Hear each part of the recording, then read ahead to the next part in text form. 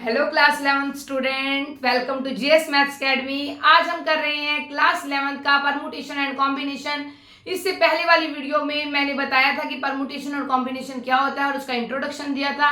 इससे पहले अगर वो देख लोगे तो ये कंसेप्ट ज्यादा क्लियर हो जाएगा। चलो स्टार्ट करते हैं आज एक्सरसाइज 6.1। देखो क्वेश्चन नंबर 1, देखो हाउ मैनी 3 डिजिट्स नंबर।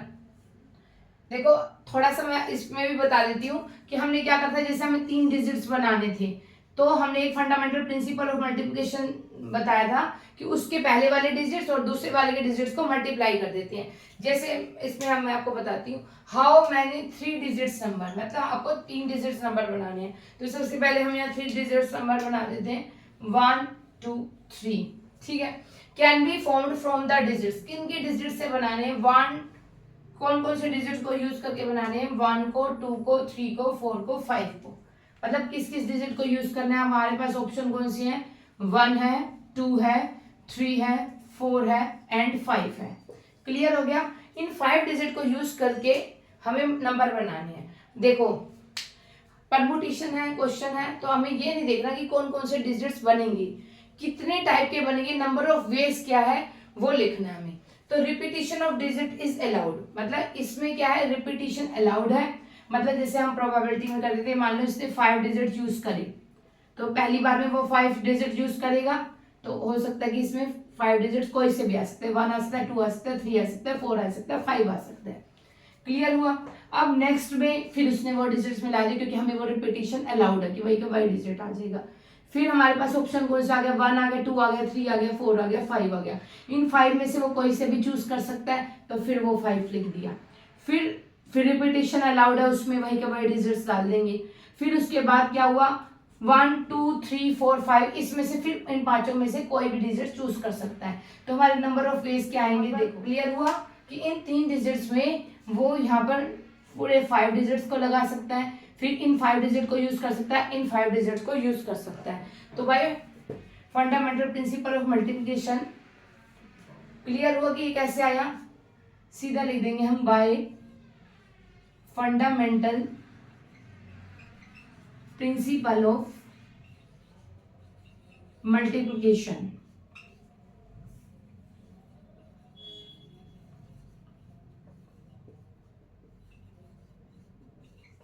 कौन कौन से डिजिट हो गए? 5, एक बार वो 5 यूज कर सकता है। मल्टीप्लिकेशन में है तो मल्टीप्लाई होगी, फिर उन 5 में से चूज कर सकता है, फिर उन 5 में से यूज कर सकता है। तो कितने वेज में लिख सकता है वो? 5 5 जा 25, 5 जा 125 वेज। क्लियर हुआ? समझ में आया? अब इसका सेकंड पार्ट देखो।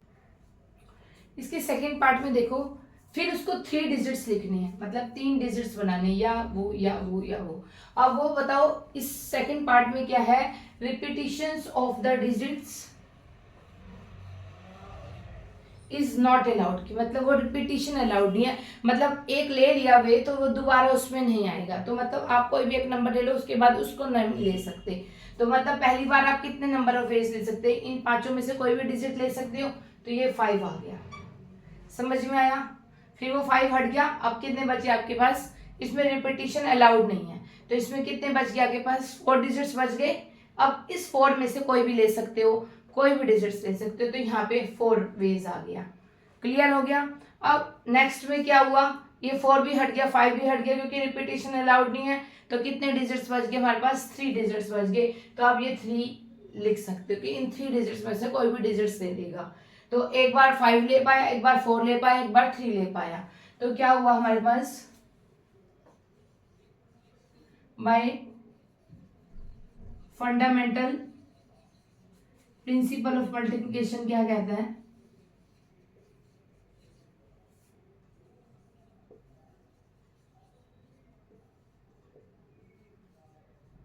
कि पहले वो उसने 5 वेज ले लिए, फिर उसके बाद क्योंकि रिपीटिशन अलाउड था, रिपीटिशन अलाउड नहीं था, 4 लिए फिर 3 लिए, तो यहाँ 60 वेज आ गया।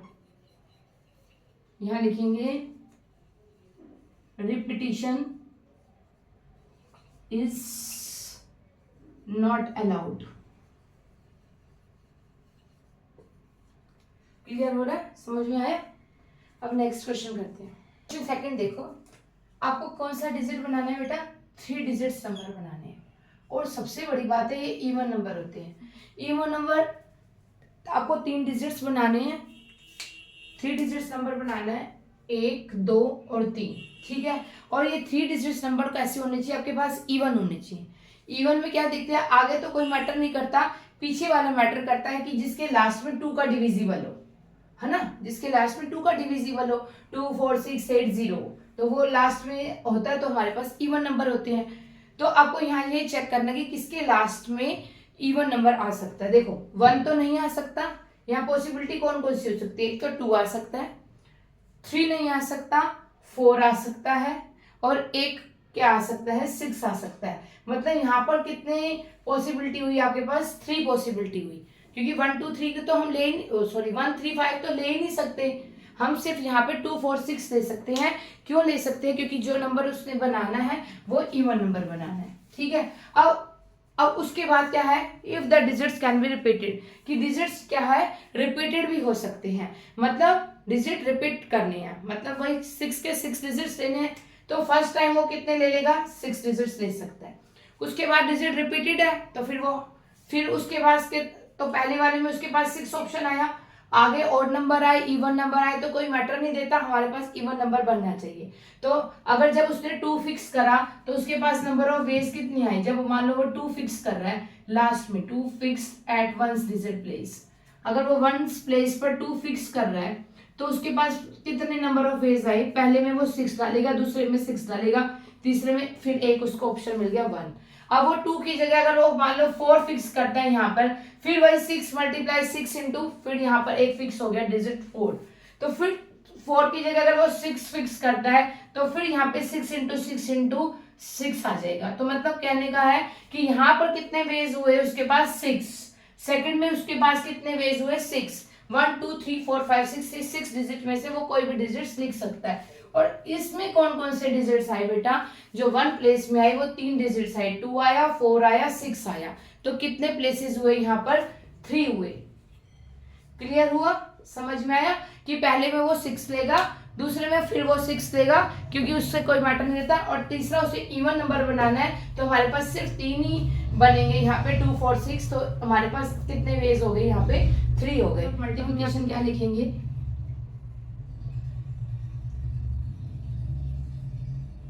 कि कितने वेज हो गए,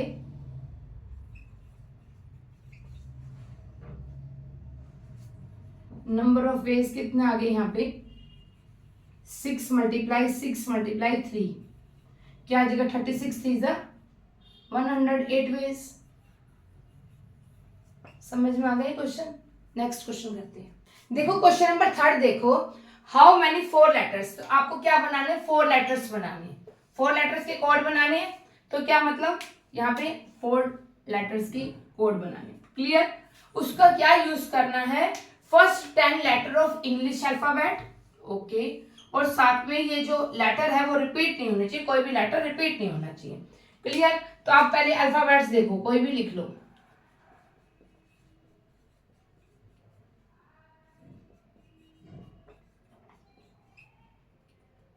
2, 3, 4, 5, 6, 7, 8, 9, 10, ठीक है। अब उसको डिजिट्स बनाने हैं, तो डिजिट्स बनाने के लिए कितने वेज है उसके पास, 10 वेज है, तो पहले में तो उसने 10 डिजिट ले ली कि 10 में से कोई भी डिजिट यूज कर सकता है, तो उसके पास कितने आ गए, 10 वेज आ गए, ठीक है। अब इसमें डिजिट, इसमें जो लेटर है वो अलाउड नहीं है, तो एक लेटर हट गया, कोई सा भी हट गया, सपोज कर लो ये हट गया, तो अब उसके पास कितने वेज बचे हुए हैं, 1, 2, 3, 4, 5, 6, 7, 8, 9, तो यहां पर वो कहने लेगा 9 वेज आ गए उसके पास, क्योंकि लेटर रिपीट नहीं होंगे।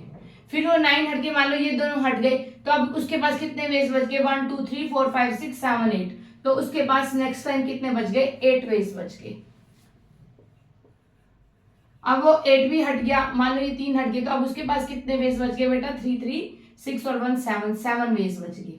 क्लियर हुआ कि कैसे करा। अब यहाँ पे लिख देंगे हम सीधा, bye fundamental principle of counting, bye fundamental principle of counting, counting भी लिख सकते हैं, मल्टीप्लिकेशन भी लिख सकते हैं, और हम इनको मल्टीप्लाई कर देंगे उतने वेज बन गए।